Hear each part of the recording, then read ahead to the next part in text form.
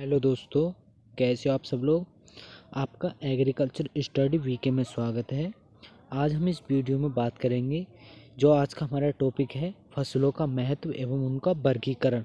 और ये टॉपिक कक्षा 11 का सस्य विज्ञान सब्जेक्ट का है और ये हमारा जो है पार्ट 2 है जो कि और ये टॉपिक बीएससी एग्रीकल्चर में भी बहुत पूछा जाता है और बहुत महत्वपूर्ण टॉपिक है। तो ये हमारा वीडियो थोड़ा लंबा हो सकता है, तो हम वीडियो शुरू करते हैं। तो इसमें हम बात करेंगे फसलों का महत्व एवं उनका वर्गीकरण। तो सबसे पहले बात करेंगे कि फसल की परिभाषा क्या होती है। तो फसल की परिभाषा जो होती है, फसल की परिभाषा होती है कि पौधे के ऐसे समूह जिसे मनुष्य किसी न किसी रूप में अपने उपयोग के लिए उगाता है उसे फसल कहते हैं। जैसे मनुष्य है तो वो मनुष्य जो फसल उगाएगा वो अपने किसी न किसी उपयोग के लिए उगाएगा। जैसे कि गेहूँ उगाता तो वो अपने उपयोग के लिए उगाता तो उसी को फसल कहते हैं।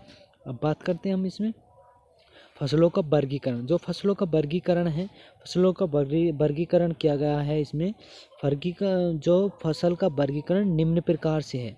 अब हम सबसे पहले बात करें कि ऋतुओं के आधार पर वर्गीकरण है, पौधों के जीवन चक्र के आधार पर वर्गीकरण है और फसलों के आर्थिक महत्व पर वर्गीकरण है और फसलों के विशेष उपयोग के आधार पर वर्गीकरण है। तो हम सबसे पहले बात करेंगे इसमें कि जो ऋतुओं के आधार पर वर्गीकरण है वो किस प्रकार से है। तो हम बात करेंगे इसमें ऋतुओं के आधार पर है तो वो 3 प्रकार से वर्गीकरण है इसका। तो 3 प्रकार से कौन कौन सा? नंबर 1 खरीफ है, दूसरा रबी है और तीसरा जायद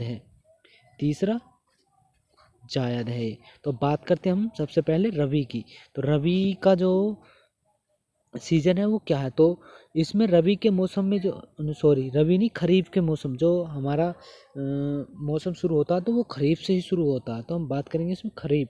तो खरीफ जो है, बात करते हैं खरीफ की फसल के लिए जो चाहिए ऊंचा तापमान, आर्द्रता पाई जाती है। ऊंचा तो तापमान होता है उसमें, मतलब अधिक गर्मी पड़ती है और वर्षा आरंभ होने पर फसलों की बुवाई होती है। जब वर्षा जो आरंभ होती है तो उनकी बुवाई होती है जून जुलाइयों में और करते हैं। जैसे कि धान है, मक्का है, सोयाबीन है, मूंग है। तो ये कौन सी फसलें हैं? खरीफ की फसलें हैं। अब बात करते हैं हम रबी की। तो रबी की जो फसलें हैं, रबी की हैं ठंडी जलवायु, क्योंकि ये जाड़ों के मौसम होती है रबी, तो ठंडी जलवायु की आवश्यकता होती है इनके लिए। और पकने के लिए अधिक तापमान, क्योंकि इन्हें गर्मी की आवश्यकता होती है जब पकती हैं तो। और इनमें फसलों की बुवाई अक्टूबर और नवंबर में करते हैं। अब फसल कौन कौन सी है इनमें? फसल हैं इनमें जैसे कि गेहूँ, जौ, चना, सरसों, मटर आदि फसलें हैं। और अब बात करते हैं जायद, जो तीसरी है। तो जायद में है अधिक तापमान व अधिक प्रकाश काल की आवश्यकता होती है इसमें। अधिक तो तापमान और अधिक प्रकाश की आवश्यकता होती है और सूखा और लू सहने की क्षमता होती है इनमें। जो जायद की फसलें होती हैं उनमें सूखा और लू सहने की क्षमता होती है। तो इनकी बुवाई जो फरवरी और मार्च में करते हैं। तो इनकी बुवाई कब होती है? फरवरी और मार्च में। और फसल कौन कौन सी? जैसे खरबूज, ककड़ी, मूंग, उर्द, सूरजमुखी आदि फसलें हैं। तो ये होगी हमारी मौसम के आधार पर। अब बात करते हैं हम इसमें पौधों के जीवन चक्र के आधार पर। तो पौधों के जीवन चक्र के आधार पर वर्गीकरण। तो पौधों के जीवन के आधार पर निम्न प्रकार से वर्गीकरण। तो हम बात करेंगे सबसे पहले 1 वर्षीय पौधे। जो 1 वर्षीय पौधे होते हैं, तो 1 वर्षीय पौधे कौन से होते हैं? तो इस वर्ग में फसलें 1 वर्ष या 1 वर्ष से भी कम समय उगने से लेकर पकने तक लेती हैं। तो 1 वर्ष में जो लेती हैं वो 1 वर्ष या 1 वर्ष से भी कम समय लेती हैं उगने में। जैसे कि गेहूँ, जौ, मटर, ज्वार, सरसों आदि फसलें हैं। अब बात करते हैं हम दूसरी द्वितीय, जो द्वितीय पौधे होते हैं। तो द्वितीय पौधे जो होते हैं वो होते हैं जैसे इस वर्ग के पौधे प्रथम वर्ष में तो अपनी वनस्पति वृद्धि करते हैं और दूसरे वर्ष में फूल व बीज तैयार करते हैं। जैसे कि प्याज और चुकंदर, ये प्रथम वर्ष में तो अपनी वनस्पति वृद्धि करेंगे और दूसरे वर्ष में ये फूल और बीज प्राप्त करेंगे। तो अब बात करते हैं हम बहुवर्षीय पौधे। तो बहुवर्षीय पौधे जो हैं इस वर्ग में पौधे अनेकों वर्ष तक जीवित रहते हैं। जैसे कि लहसुन, रिजका। कभी कभी एग्जाम में पूछ लिया जाता है कि बहुवर्षीय पौधे कौन कौन से हैं, तो लहसुन और रिजका हैं। अब बात करते हैं हम फसलों का आर्थिक महत्व। नंबर 3 की बात करते हैं कि फसलों का आर्थिक महत्व, जो आर्थिक वर्गीकरण है उसका वर्गीकरण कीजिए। तो इसमें जो है आर्थिक वर्गीकरण भी निम्न प्रकार से है। तो इसमें सबसे पहले बात करेंगे नंबर 1, अनाज की फसल या धान्य फसल, जिसे अनाज की फसल भी कहते हैं और धान्य फसल भी कहते हैं। तो इसे क्या कहते हैं? इसका दाना मनुष्य रोटी के रूप में प्रयोग करता है, और वनस्पतिक अंग जो पशुओं को खिलाया जाता है जिसे भूसा कहते हैं। इसका जो दाना होता है उसे तो मनुष्य अपने रोटी के रूप में प्रयोग कर लेता है, और जो शेष भाग बचता है तो उसके लिए भूसे के रूप में पशुओं को चारे के रूप में खिला दिया जाता है। जैसे कि गेहूँ है, जौ है, बाजरा है, सावा है, ज्वार है और कोंदो है आदि फसलें हैं। अब बात करते हैं हम दलहनी फसलें। अब दलहनी फसलें कौन कौन सी होती हैं? जैसे दलहनी फसलें तो प्रोटीन के रूप में प्रयोग की जाती हैं। ये फसलें जो हैं प्रोटीन के रूप में प्रयोग की जाती हैं, जैसे अरहर, मूंग, मसूर आदि फसलें, आदि दलहनी फसलें हैं। और बात करते हैं तिलहनी फसलें, जिनसे तेल प्राप्त होता है।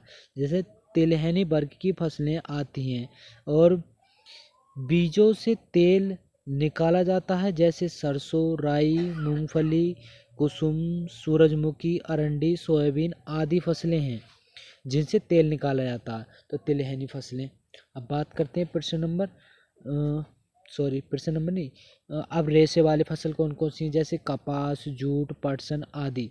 अब बात करते हैं चारे की फसल, बरसीम, ग्वार, मक्का, मोठ आदि फसलें। अब बात करते हैं कि शक्करा वाली फसलें कौन कौन सी होती हैं? तो शक्करा वाली चुकंदर है, गन्ना है।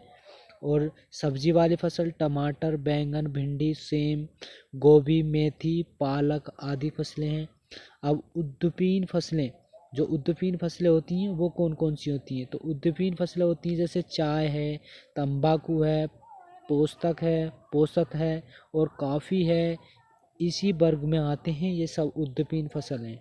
अब मसाले की फसलें जैसे जीरा, धनिया, सौंफ, हल्दी, मिर्च, तेजपाल, मेथी, प्याज आदि, ये भी मसाले वाली फसलें हैं सब।